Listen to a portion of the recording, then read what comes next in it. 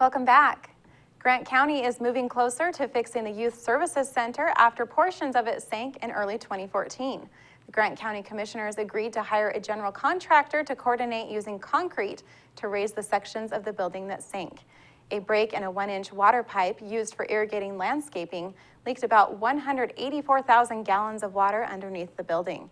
The water made the soil under a section of the building settle from 2 inches to more than 3 inches. The drop damaged door frames, walls, and displaced ceiling tiles. Tom Gaines, the Central Services Director, said the building is safe. It's estimated the repairs will cost about $400,000. It is being paid by the county's insurance company. A man failed to appear for 3 court hearings in a case where he was accused of not keeping in contact with a corrections officer. Peter Flores, a 22-year-old Moses Lake man, pleaded guilty in Grant County Superior Court to 2 counts of escape from community custody and 1 count of bail jumping. Flores has previous felony convictions for bail jumping in 2013 and for possession of a stolen firearm in 2012. When combined with his present convictions, he was sentenced to a year in prison. A warrant was initially issued for Flores after he failed to check in with his probation officer 3 times after his conviction for possession of a stolen firearm. Prosecutors charged Flores in 2014 for escaping community custody. Bail was set for Flores and was released. Then he failed to show up for his hearing and a warrant was issued for his arrest. Flores reportedly missed 2 more hearings. The Grant PUD is trying something new this year in teaching kids about hydroelectric power. Grant PUD staff is beginning the summer library tour next week. Along with presentations, there are hands-on activities for the kids to learn about how the PUD converts water into electricity and the importance of safety around electrical lines and household items.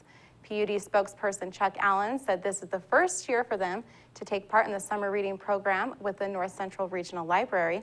The PUD is hosting presentations at the Moses Lake Public Library next Monday at 11:30 a.m., the Ephrata Public Library on July 16th at 10:30 a.m., the Soap Lake Public Library on July 16th at 1 p.m., and the Wardham Public Library on July 20th at 2 p.m.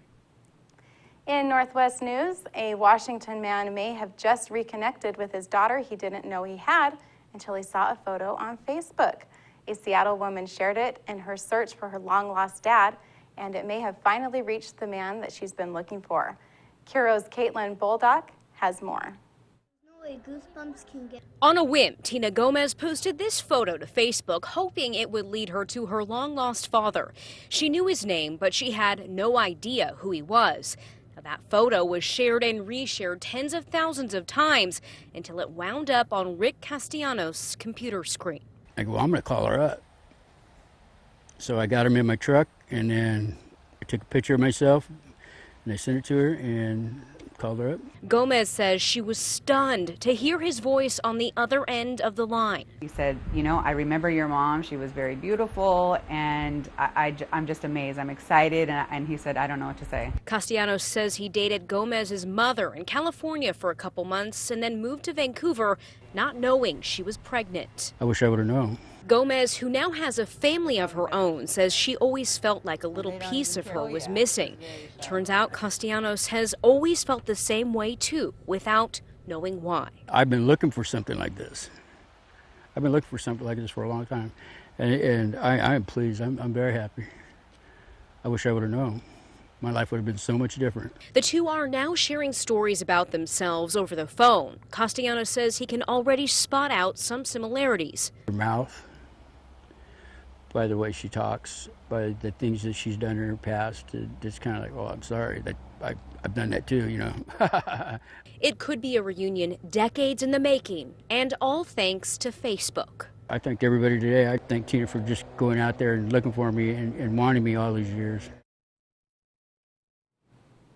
That's going to do it for us here at iFIBER 1 News. We want to thank you for watching, and we'll see you again tomorrow.